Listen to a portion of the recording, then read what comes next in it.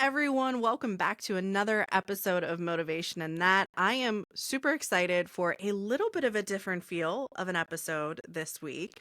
And it's because you're going to see me in a little bit of a different interaction with one of my super good friends who has come up in the professional industry world at the same time that I have. We have been through some trials, tribulations, redefining knowing who we are. And when I approached her to talk about this podcast and being on an episode, she goes, "Can we be like Martha fucking Stewart? Like, can we have the comeback moment and really just, be who we are in this stage in our life?" And I was like, yes, I am all in.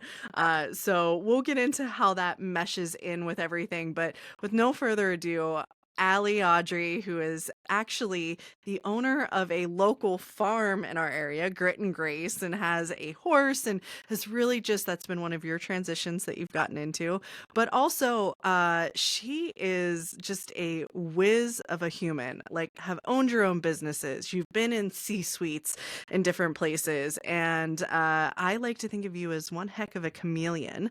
And I also just want to give credit. I know you'll say something about it, but you're on here as my friend and my colleague and a woman in just the world as it is. And you're speaking as that, not as anyone that's a representative of a company or anything along those lines. We'll get a little bit more legalese, especially when we post this in the description. But Alli, who are you? What do you want people to know about you before we get into this discussion today? Like, kind of, I'm blushing right now, Natalie. Holy cow. I didn't think you, like, woof. So, Oh, this is hey, just the everybody. start. I'm like, oh my gosh. No, and honestly, I feel the same about you. It's just, Lord, that was the perfect intro.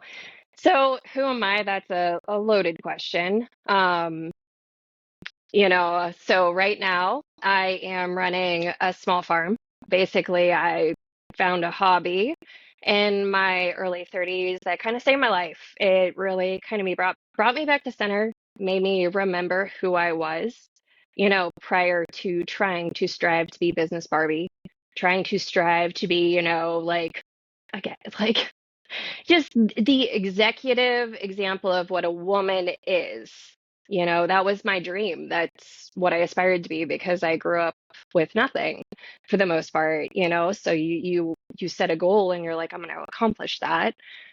Um, so yeah, that's running my tiny little, it's more of like a homestead farmette. I have various birds nowadays. Yeah, I own a turkey. I had multiple turkeys. They're a rough thing to keep.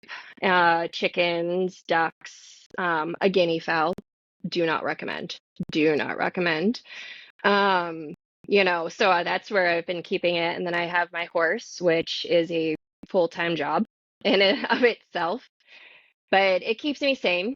So, and then I joke at work nowadays. So I am a cowgirl by night, but I am a geek by day. So I work in business intelligence right now, which I specifically specialize in recruitment, business intelligence. So external recruitment, these are the recruiters that, you know, various employers will go to, well, headhunters, people seeking very specialized talent, or on a contract basis, your temp industry. We also cover that as well. So it's really cool. I get a first glimpse as to what's coming in employment. I think that's kind of a hidden secret. Not a lot of people know is, recruiting, they see when people are spending on hiring first and when they're not, before we hear anything from the government and news outlets. So that has really been fueling me for quite a while now, really staying on top of that. That gives me sanity too, just relative to the greater kind of macro issues going on, whether it be political, economic, etc. Um, so yeah, that's me in a nutshell as of right now. Who I was before is, something I think that we'll explore more in this podcast. So I'll leave it at that, and maybe we'll do follow-ups, you know? I think it'll be I have funny no when people shift for because they're like when I hear you talk in that corporate language, it just I'm like, Oh, wait. I do remember this side of her because, the friendship that's built over the years has allowed us to be very different, I think, in each other's company. And sometimes it's hard to forget, like you said, who you are by that kind of day life.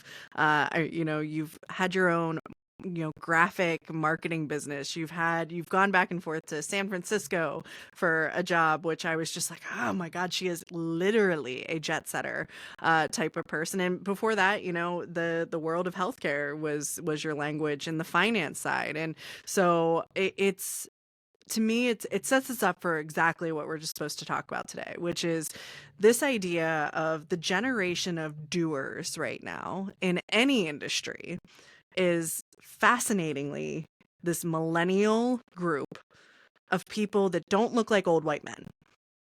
Let's just be blunt about it. But the people sitting in the boardrooms, the people sitting at the top of the corporate structures that are making the deals tend to still have that feel that has been there for so many years. And the question is, well, what the heck is happening here? Like, what are we, to your point, are we trying to fit into some mold that someone's made for us? I laugh at the business Barbie, corporate Barbie, because you literally had blonde hair when we met. So you were Barbie. Uh, and now just realizing that, and this is a trend in a lot of the episodes, the authenticity of who we are is what makes us so freaking powerful in a lot of ways. But it means that other people sometimes have like a shock factor of like huh? What who are you? Why are you here? Why do we care? Are we going to treat you right? Are we not going to treat you right? Like all of those components. So let's give a little background on just us and kind of how we first met, because to me it's my favorite story ever, in that I had a boss who was also your mentor, Jody, who is a 5 foot nothing senior triathlete, enjoys her flower when she uh, when she has it, and was never shy about it. And it's funny because, as we talk about this, she was the most authentic female role model I think you and I could have had in any instance. And she's a powerhouse. I mean, she wore a sundress to work. She was a CFO, tattoo on her shoulder, still hanging Oh, out. I mean, vegan leather pants at the right. Christmas party. I adored her. Like I adore her. She is a hero for me, You are a truly. mini her in many ways, because I mean, homesteading, she's got all the land and everything like that. But she said to me, she goes, "Oh, there's this, young professional that's in our finance society, and you've got to meet her. You got to go out with her someday." And she set us up for lunch, and we roll up and we go to, what was it, like one of the noodle joints in Squirrel Hill, Yep. which is great food in Pittsburgh. And in comes Business Barbie, all 20, like 2 years old of her, I think you were at the time. Yeah. And I'm in there as a brand new compliance manager. And at the end of lunch, you said, "My God, you're the coolest compliance officer I've ever met." And but it was literally, that was the tag that I was like, I'm never losing that tag. Forever, I'm going to be the coolest compliance officer. I don't care what it takes to be that person. But it was like subconsciously instilling in someone that you don't have to fit the mold of what that position has been for years and years, because you're not that. And then, I think that something, hopefully you've now fully embraced that same idea of, you can be the coolest business intelligence person. You don't have to want to go out and get a bottle of wine every night with someone after work. You want to go home and get your horse. And that kind of beautiful just development. And that was how many years ago now? Gosh, 15 Um, close. I'm like, Lord, well, I graduated in 2012 from college, and then I would dove straight into the professional industry, so 2013. Yeah, so right around there. And I Yeah. just incredible. So I gotta ask you, as I recapped kind of those different milestones of Allie's life, can you summarize what was kind of the persona that you may have been trying to fit during each of those? Oh, oh boy. Well, So, so I would say mid college through mid 20s. So I'm talking probably 20 through 28. I I wanted to be like a CEO. I wanted to be a COO. I wanted to be C-suite. And I thought my brains, just my intelligence alone would get me there. What I didn't understand then was I didn't know myself. Like, I truly did not know myself. I thought I did. And I was just like, I can be whoever the heck I need to be because I am 20 and this is when we shape who we are. So I'm basically entered my 20s pre-equipping myself to be what I thought I needed to be to make, and this is going to sound absolutely insane now, but growing up I did not grow up with a family that was super affluent. Like, my mother managed to keep us in a really good school district using the child support. She worked, she went back to school, she showed us what it meant to work. You know what I mean? At the time, I was like, this is awful. I don't get Hollister, I don't get Abercrombie. Like, my parents' friends are driving Lexuses, and like your Subaru can barely make it from A to B. And I'm sitting there like, oh my gosh, oh my gosh. So, like, I had developed this whole drive around making sure I could never feel that way and being able, and it wasn't a shameful thing towards my parents, but it was more so me ensuring that me and my family would never have to worry about money. Like, that was my number one goal because it was part of every fight growing up. It was part of so much disdain I had for my mother, which, looking back, she made me the woman I am. Like, I am so incredibly proud, and I'm starting to get a little bit emotional, so I do apologize. But yeah, no, it's wild. But I entered kind of the business world via, you know, a relative who owned a company. It was a distant relative who owned a company, and he was very much so old school CEO, good old boys club. Okay. And I looked at him like a father, to be quite frank with you, because like, in a way, he was family on top of it. But my whole existence was, kind of developing this persona around what would succeed in his eyes, because he was the ultimate businessman at the time. Okay. So I entered the business world with that. He was very salesy, and I didn't agree with a lot of his approaches to things. Let's just say that. We had very different mindsets, but he was my first introduction to business. And I am very close friends with another relative of, his and mine. And I adored her. So I didn't want to disappoint her too. You know what I mean? So a lot of that was my first introduction to healthcare in a lot of ways. And I was kind of thrown in, and I was given so much opportunity. So I have so much thanks I would like to throw out there to my first employer, because the opportunities I was given via that, not all of it was great.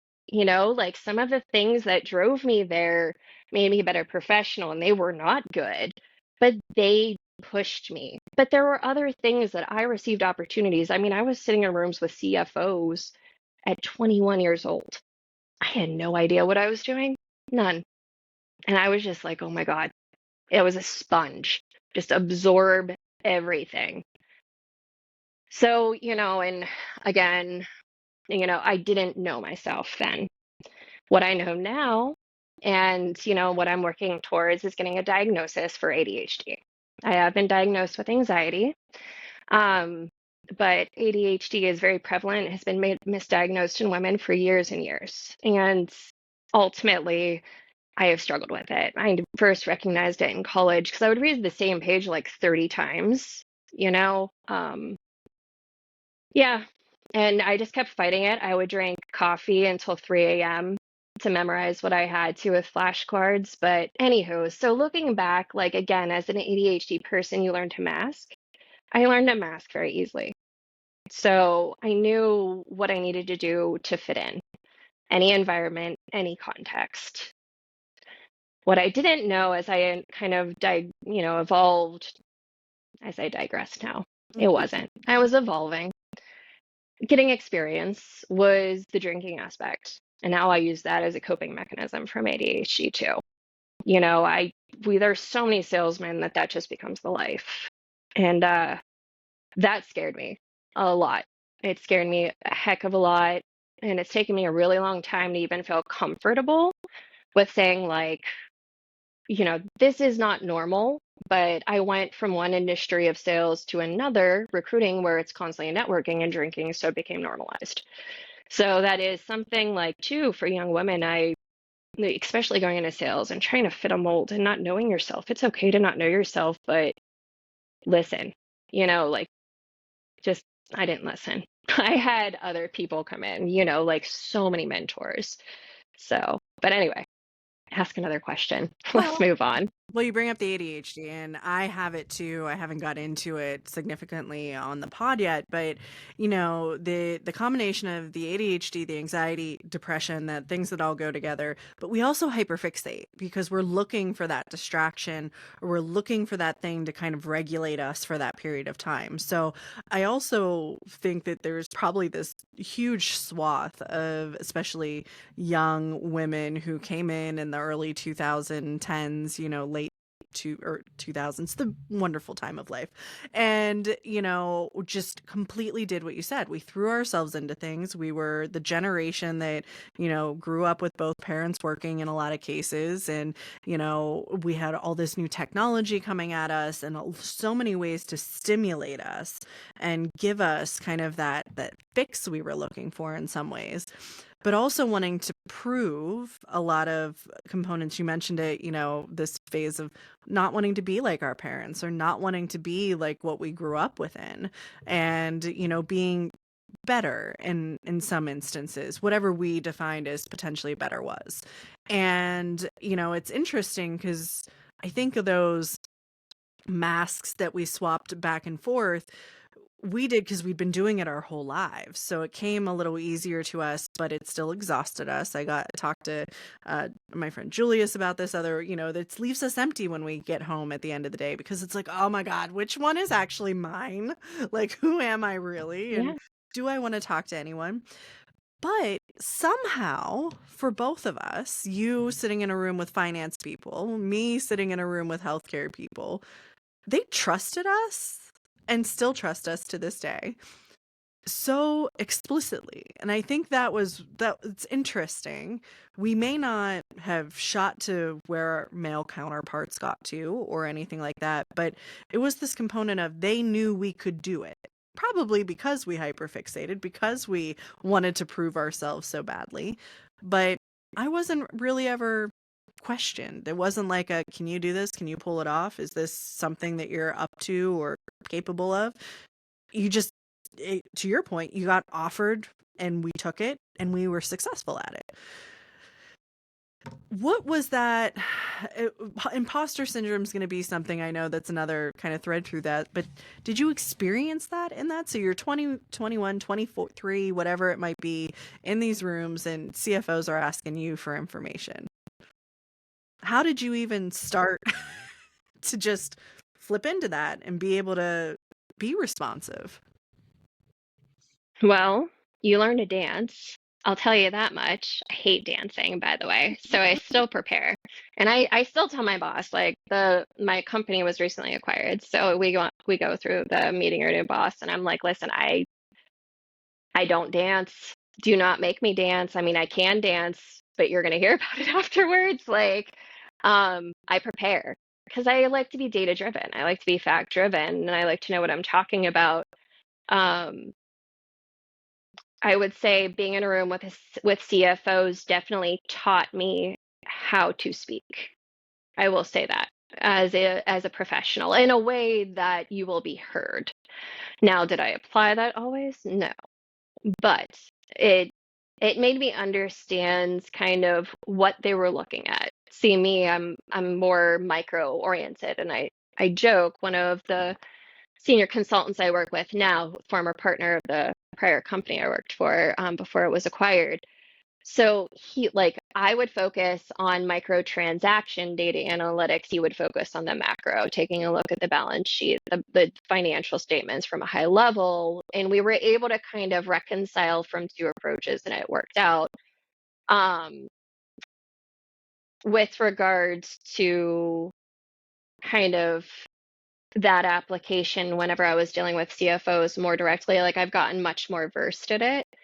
But it took a really long time and taught me, though, kind of how to speak to that high level when my mind isn't inherently just going to go to the detail. Like I am so binary. Like I want to know from ground up the ones and zeros that comprise everything. So, does that Do make we sense? Yeah, but how do we get along then? Because I'm always the one that just throws the big picture out there, and I'm just like, this is what I want to see. And well, I guess that is why we get along, because then someone else has to make it happen. Well, So, okay.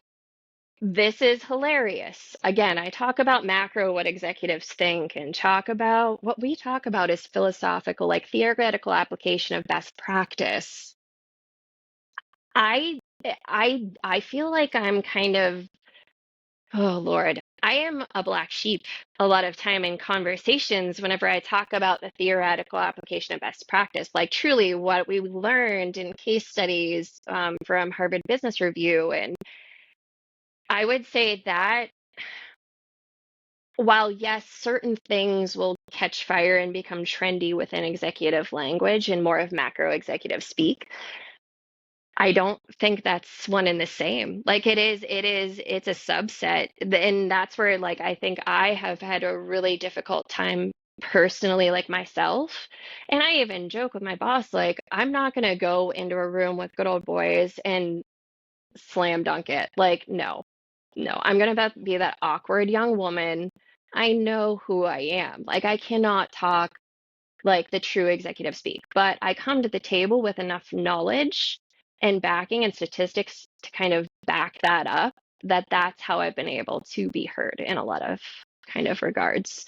But that theoretical application, that's where it's like I am learning that I have to actually justify it. So I'm like, okay, we were able to save an hour and a half a week historically, for example, like on time entry at my current company using the former project management tool we were using.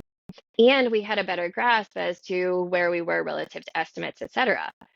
So like I'm learning how to quantify that so it translates. But does that make sense? no, Or am I just going it on a does. tangent? And I was going to hit one more thing before we get into how the heck does Martha Stewart play into this, because it does. And everyone's going to see the connection real soon. But not too Oh long after boy. we met, somehow you and I ended up running this, and it's now been sunset, but it was the Western PA Healthcare Summit. And it was beautiful at the end. That last year that we ran it, and it was just fantastic. We sold out. There was great food. We had great speakers. And as you're talking, I'm like, oh, this is where she and I were the two different kind of bookends of things, because you developed all of our brochures, you did all of our marketing, you did all of the nitty gritty of, do I have this, and this to make the cogs run? And I'm in there going, do we got speakers that actually make sure like they make sense with each other? Are they going to get people in the door? How is this going to market? What will it actually look like? How do we push it? How do we message things? And, I think that complementing component, I'll speak for myself. I was never jealous or being like, I want to do what Allie does, or expecting you to come in and try to take over what I was doing. And it's something, especially with women, that I know sometimes we battle. We get into a room and it's like there's space for one woman, right? And they're like, okay, well, which woman is it going to be? And then, God forbid, you get a little too loud or you get a little too smart. Now you're aggressive, and that's not really what your space is supposed to be, sitting at that board table. And so it becomes this catty almost competition. And I think creating environments where that's not the case, it's simply what voices are necessary to be sitting at that table to make whatever it is that we're trying to make happen actually be successful, is where I hope folks like us will actually pull whatever industries we end up being in towards. Because what I'm seeing in this cutthroat job market is a lot of people, a generation ahead, no offense if they're listening, or I should say a generation older, so our Gen Xers and our boomers that haven't left the industry yet, doing self-preservation work like crazy, meaning any competitive voice No. that can be there is no longer welcome. Or it's welcome, but only if it's very clear that you're under their thumb and they control what happens with that. So, by the way, I loved that whole adventure that we went on with that healthcare summit. And I encourage people to start something really scary and then have it eventually end because everything needs to come to an end. I think we're still named on that somewhere though. So who knows, Allie, it may Oh come Lord. to us. That's what I've heard about the bank account a while back, and I was like, oh my gosh. Oh, but yeah. No, it's that was that was incredible. That was one of, I will say this, even with the trials and tribulations, and by the way, I will be vaping. I'm so sorry, audience, who's going to be so disappointed in me that I am still vaping. It's nicotine based. Um, but yeah, that, like, I will say my involvement in the Healthcare Financial Management Association kept me sane. And it truly was my guiding light. Like, it gave me so much purpose. And I was surrounded by these professionals that every single day were making a difference directly in our community. Like, these are genuinely good people. I can name, I don't know if I'm allowed to name names, but just to, like, off the top of my head, like Dan Simmons, Tony Waltos, Larry, Kevin Dady, like Jeff Petrell, oh gosh, Jacqueline. I could go on, and Jody. Like, there are so many individuals that are just genuinely good people, making such a big difference. So I think watching what we were able to do is take something that was more, and we were so young and there were so few of us that were in our age bracket, but just that alone kind of meshing. Because even today they talk, correct, across the different organizations. So again, I think the beauty for me was, yes, it was a creation and it had, like, it might not even exist anymore, but I stepped away. It's like one of those beautiful moments where, and I see this a lot in business when people start companies and they're like, it's my baby. You know what I mean? They build a product, it's my baby. And you can't let it go. I was forced to let it go, to be honest with you, but like watching what's happened since, just like via alternative, like third party channels, or like, other professionals, LinkedIn's and Facebook pages, as to how they're kind of continuing that in different avenues, that's power. Because that took something that was so disparate prior. So, sorry, Yeah. I'm gonna stop No. geeking, but I love it.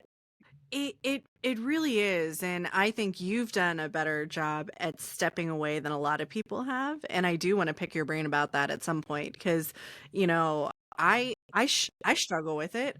Now, I mean, I still know people at all of my past employers, and therefore I tend to ask because I like a little bit of hot goss. I'm not gonna lie, like, tell me what's going on. Like, I want you all to succeed, but I also want my departure to be felt in some fashion.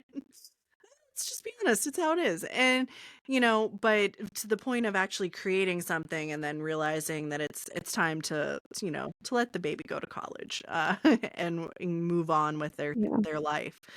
So we're not going to pick that apart just yet.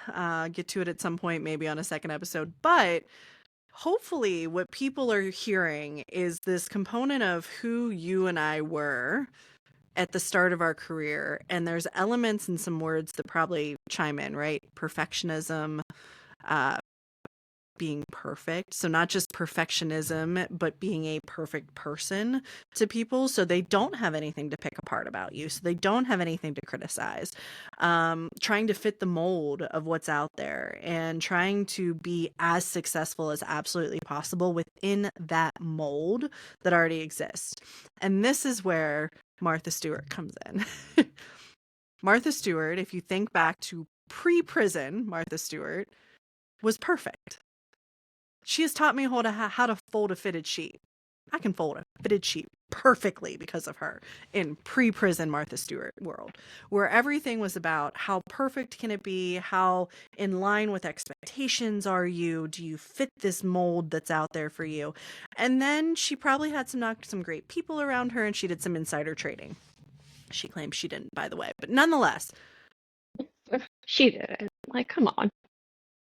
this is where, don't sue us, Martha. We're complimenting you, I promise. Yeah, truly, But truly. this is where the transition happens, because the people that identified with her were our mothers, who either loved her or hated her, right? Either they wanted to be just like her, or they couldn't believe someone like that was setting expectations for what a homemaker or mother or whatever should be. Goes to prison, serves her time, never shies away from the fact that she went to prison. And that's where my respect starts, because one thing that I think has made us very identifiable over time has been we talk about our mistakes. I openly talk about how I almost got kicked out of college and how I got fired from my internship and how it got me to where I am today because of the weird way that connections happen. It doesn't mean I wanted any of that to happen. I'm sure Martha didn't want to go to jail.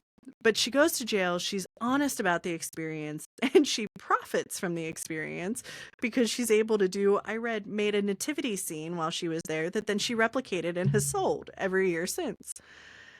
And she gets in this world of now she can bring different people onto her platform and her show because she hasn't lost who she is. She's still Martha fucking Stewart. But now people like Snoop Dogg come onto the show, and the most beautiful friendship ever is formed, and new access to a new demographic of people where she's still her, but she's her in a new environment. She's still doing perfect stuff.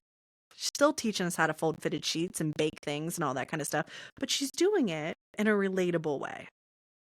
And that's where I think you and I have started to get to in our lives, right? Where I'm still going to rock out and be the best person, executive, whatever it is that I can be. But I'm going to drop a swear word every now and then. And I'm going to tell people on this podcast, if you have not heard your bosses swear, you are not at the inner table just yet.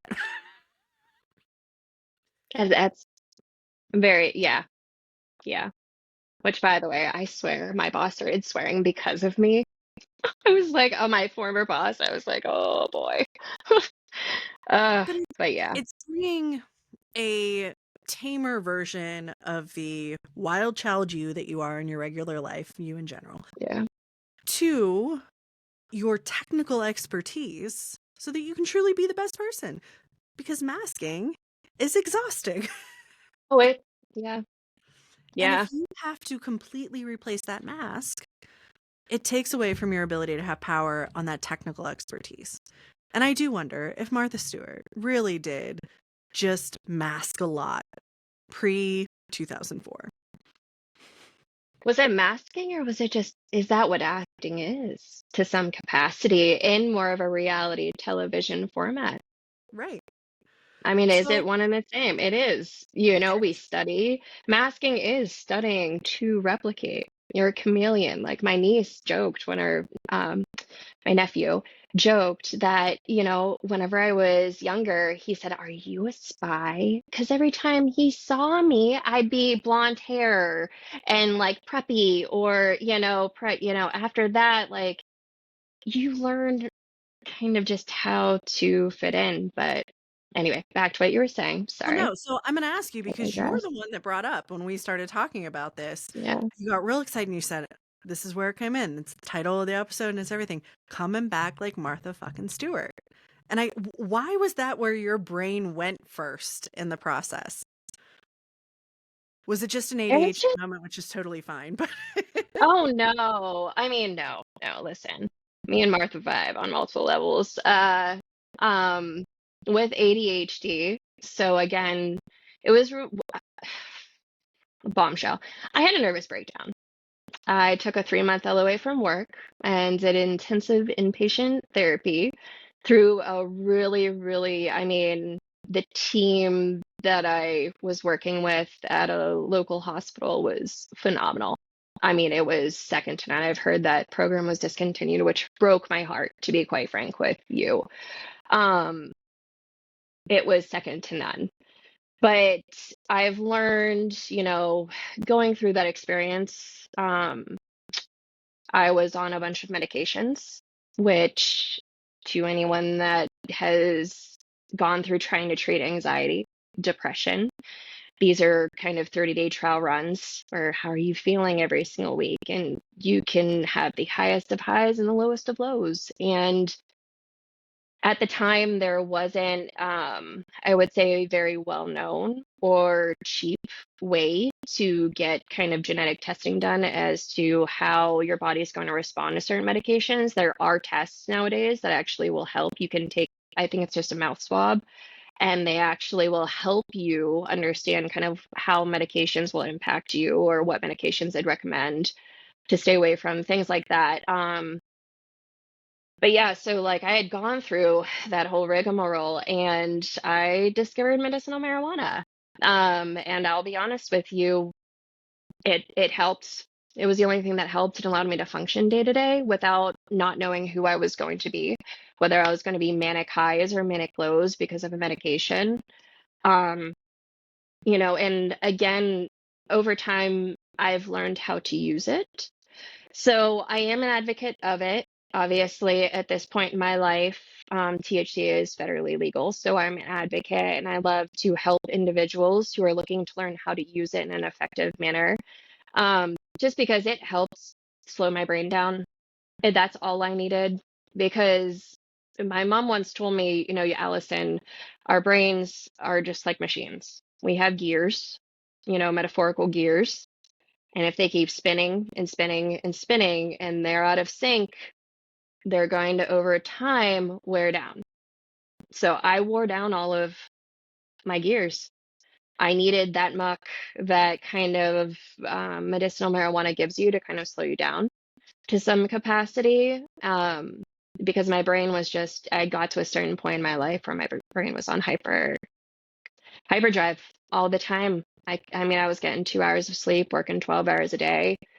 I was in a bad marriage, like it was a really rough time at my job. We were entertaining PE firms, etc. So I had the wake up call. So, with that, I do parallel myself to Martha Stewart. A lot of people don't know really everything that was going on. There are a few that unfortunately had to be privy to some of my worst moments. And I am still to this day going to bear that, like on my heart and my soul, and it's changed me. Um, but it's one of those things that I've forgiven myself. Like it hurts, but I've forgiven myself. And I look at Martha Stewart and just, she knows she messed up. Like this is real life. You want to talk about authenticity in a world that authenticity has just gone out the door. Like gaslighting is second to none. Um, and I work in sales, tech sales, where gaslighting is derived from people just trying to get by and make a living. But does that still make it right? Yeah. But to get back to it, I look at her and just what she's done, and while she still, yes, has to wear a mask, I will always have to wear a mask. If I walk into a meeting with a CFO, they don't want to know about my neurodiversity and like why I'm so weird. Like, I'll just be thankful if they let my geek show. Like I'm gonna slip. I'm not going to say the right thing. Um, and I have seen her do that more so in a public setting, which is why I so admire her. And yeah, like she's cool. And oh God, I'm like afraid to use any like keywords here. She's hip, as the old timers used to say.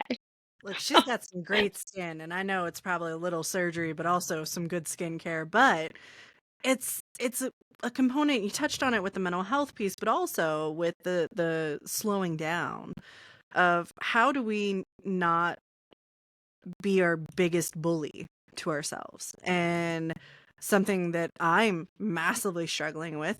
Texted you before the podcast. I said I'm having a little bit of a breakdown at the moment over some things. And it's because my husband looked at me and he goes, "Can you frickin' slow down?" Because everything, despite the fact that I have left my job and I'm not currently employed in any 9 to 5, I have made myself busier in many ways than I ever was at the 9 to 5. It's just a lot of different busies altogether. You can't help yourself. And apparently I need my own little trip down what med will work for me. But there's an element of how do you become okay with one slowing down when you know what you can be capable of, and all of a sudden you're not producing at the rate the machine can run at 100 miles an hour. It'll break sooner, but in the short term it can produce.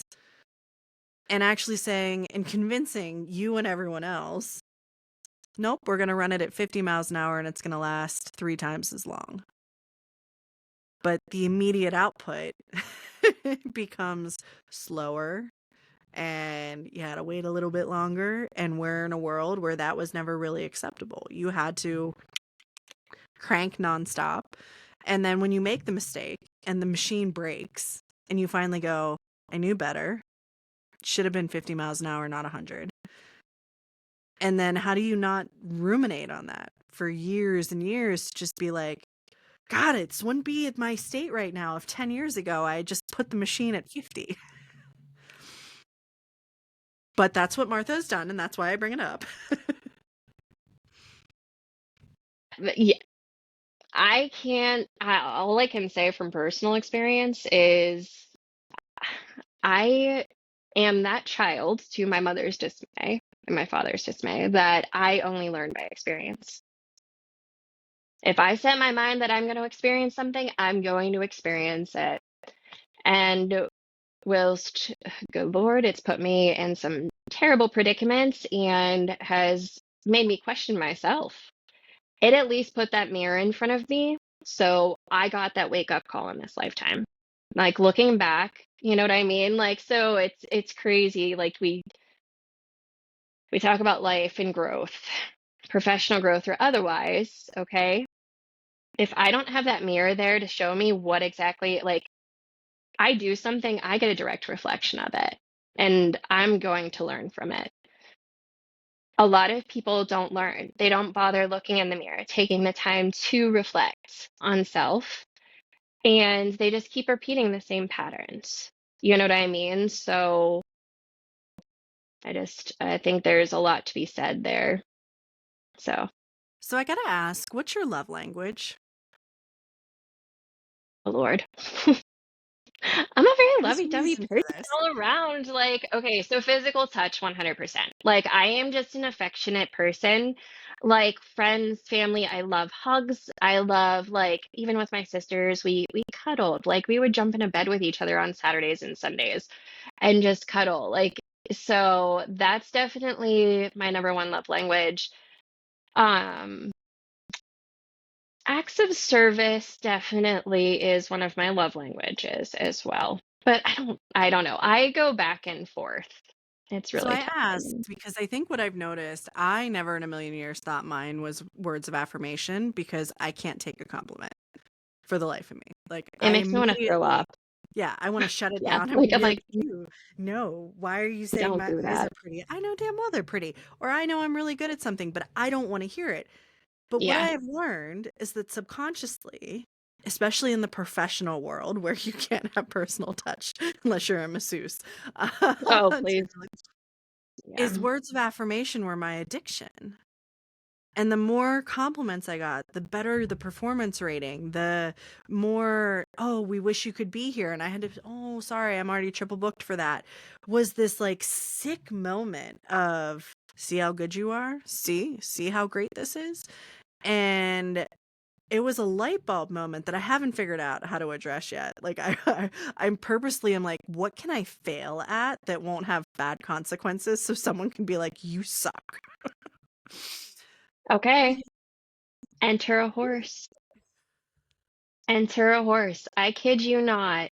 I kid you not. That makes so much sense. I mean, it does. It makes 100% sense. Because, like, getting told I did bad, like, I'd much rather somebody be like, okay, awesome, thank you for delivering this, and then never say another word to me than give me a compliment. I hate it.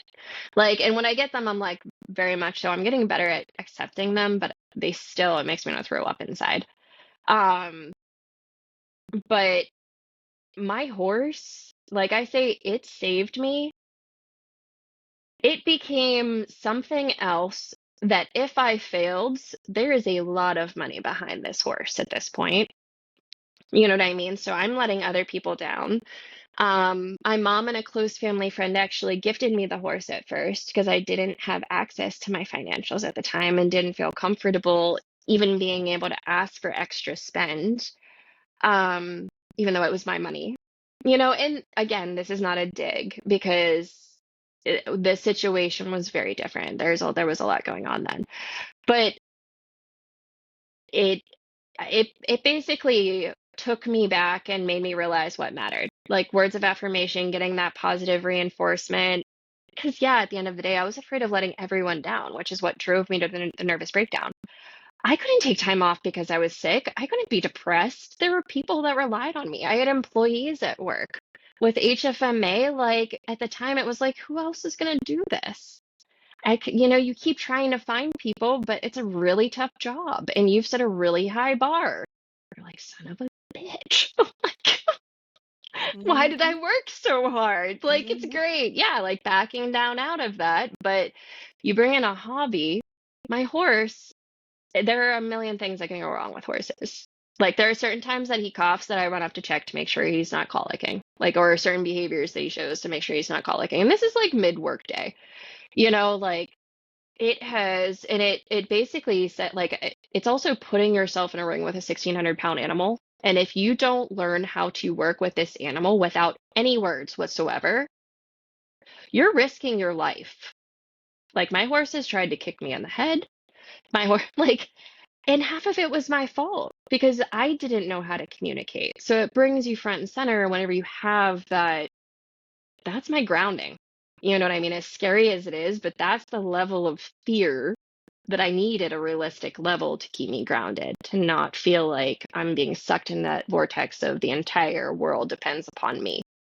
So, does that make sense or did I tangent too No, much? it does, and you're a step ahead because, my hobby is cross stitch, which is all about perfectionism and meeting a very specific pattern and very specific way the stitches have to go, and if it doesn't look right, you rip the whole thing out and you start over. But it's fun. My husband Josh wants me to play drums and learn how because he's taught himself drums, and I'm like, "No, because I suck at it." And he goes, "You need to try some stuff that you're not good at." And I'm like, "Nope, nope. I just surround myself with success." That's all. But and that honestly is the hardest step. Like I think that if someone showed up here with a horse, I'd probably figure it out. But for someone who's been in that state for so long in their life to actually say, I'm going to go purposely do something I know darn well I'm going to fail at multiple times in some capacity, not a full failure, but a partial thing, and I'm gonna be okay with it, and it's gonna teach me some lessons. Like the speed at which I would run back to a computer and bust out an Excel spreadsheet to make myself feel good again. Like, and I think we don't get into that nitty gritty because it's a very vulnerable place to be, right? That you self select into kind of this state that you get yourself in, and this will make for a great discussion post podcast with my husband. But it really it is a lot of that end of how does your professional life almost infect your personal life in some ways to the point where you feel so good at the success that you get professionally that you want to keep that going, and then you start to pull that into your personal life, and then it does become, who are you, who is the person behind it. Well, that's what I was going to say. It just becomes your identity. You Hmm. lose yourself to it. Yeah. And at that point, I don't care what anyone says, but if your identity is being a businessman through and through or a businesswoman through and through, there is something missing from your life. There is something like, please see a therapist. Like, because I mean, it will get you eventually. Like, it's almost like my dad with being a cop. He wore it. I mean, he was a cop. I got chastised so many times for the silliest of things. Like, I showed my one new neighbor around our house who was a child. It was my friend. I was trying to make friends. I got yelled at for showing them around my house because they know the layout to my house. Hmm. Okay, so again, you talk about wearing that identity. My dad has also had multiple heart attacks and a stroke. You know what I mean? What is like whenever you eat all of that, it destroys you. And it comes out in different ways. Like, Yeah. it's just, sorry, that was a pretty bold statement. Get a No. therapist. I mean, Yeah, you know but me. I'm like, this is why I couldn't be a therapist because I'd be like, oh no, you're kind of screwed up. Like, straight up. oh, I mean, I but love you, but it no, is what it is. very true. But it is, and I think, sometimes I never know, even if we intend for the episode to go a specific direction, where we'll settle in the heart of the episode. And I love that where we've kind of settled is one, it's okay if you're still trying to figure out who you are at the very beginning of things.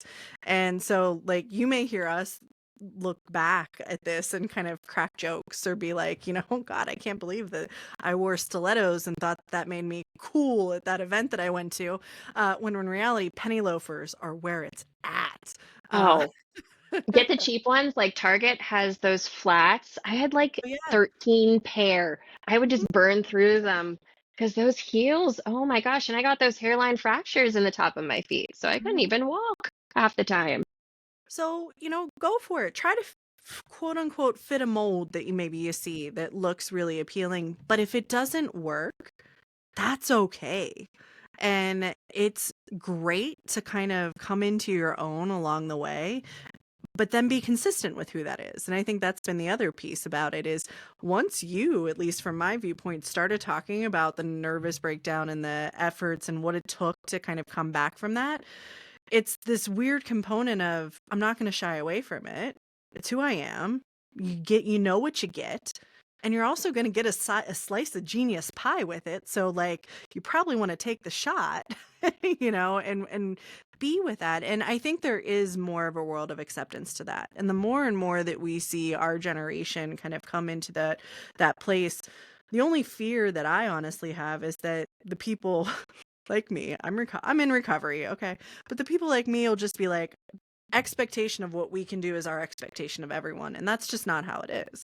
So, to give space for people to be who they are and understand that that diversity is really what creates magic when it's all said and done.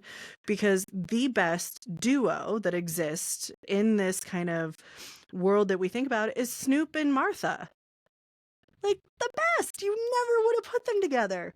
Best Olympic commentary, best cooking commentary. It's where it's at. Now, I thought that I was Martha and you were Snoop. I honestly don't know. You're coming back with a little bit of Martha to it, but it's the weed. It's the medicinal marijuana for me. And I'm your love of finally chilling horses. out. Because Yeah, if you've ever heard Snoop commentate the equestrian at the Olympics, it is pure gold. And I've heard. yeah, we should get you and him together to do that sometime, when we're rich and famous one day. So as Ah, we get to wrapping it up, because I try to keep these under an hour as best I can, and make best use of your time and the listeners' time. What message do you want to leave with folks who are, trying to figure out where they fit in everything? And what is the way, how to balance and how to really embrace who they are, even if it doesn't feel like it's something that will be popular to everyone? so first and foremost, oh, oh boy. So honestly, what I would have to share, and again, grain of salt, trust your gut. Your gut is never going to misdirect you. You're going to bury it. Like you're going to bury it for whatever reason. The best salesman can sell themselves on anything. Again, and in business, you start to sell yourself on whatever you have to that goes against what you truly feel to be good and inherent in your core. Do not lose that yourself in that. Like, stay true or be cognizant of it. If you want to dance with the devil, at least know you're dancing with the devil. You know what I mean? So I would say the next big kind of recommendation or words of wisdom that I have is know your limits. Even when you feel like the entire world rests on your shoulders and there's no other option, sometimes showing that you're struggling or sharing that in any way, shape, or form with a manager, etc., can change everything. You know, you are not alone whenever you work at a company, even if you're a high performer or you have ADHD. Um, you know, so if you're struggling, talk to your managers. There are protections that help you in, I think, almost all states at this point. Um, but learn about yourself as part of that process. You know, take a step back. It's okay. It's okay. If you haven't taken a day off in a month, it's okay. Take the day off. Right. So, Everything's going to have a right. ripple. It's just a question, is the ripple going to be your choosing and saying, I'm taking this moment, or I'm going to take an action, or is the ripple going to be something that becomes out of your control that then probably builds upon itself as you try to kind of come back to it? So I think knowing your limits, knowing that breaking point, really, really good note. But also, if you break, we can put you back together. You are not forever broken. And there's a, I'm sure we've Ooh, all seen, it's one of the social media things of the Japanese pottery that they mended with gold, and then it makes the wabi pot. sabi. Yeah, I was just gonna say that. I kid you not. Sorry, go but ahead, Natalie. it makes it more beautiful, and it's the whole point of the cracks let the light shine in. And if the crack means that you get a little bit of personality that shines every now and then my guess is people are either going to love you more, or the people that don't love you, you probably didn't like in the first place, and they're going to exit stage left, and everyone's life is going to be better for it. So I think it's been an amazing discussion. Like so many of my guests, I hope you will come back and talk about some more things with us as we go. And I hope that not just for the women that listen to this podcast, but for everyone, that there's a sense of, if you're a little different, if you don't look like what you've always seen in those roles, in those positions within history, that there's still space for you, and you might have to push that and make that space for yourself. But that's the beauty of it, is bend the cookie cutter a little bit and make something fun and new of it along the way. And with that, Allie, I ask everyone to take a deep breath, because I know this has been an emotional one for us, weirdly, and probably for people listening who may have been like, oh gosh, yes, I've been there. I've been going through stuff like that. So, as usual, we're just going to take a moment. We're going to take a really deep breath in and out, and another one, and out. And take a second as you shut off the podcast episode to rest and recharge and recenter.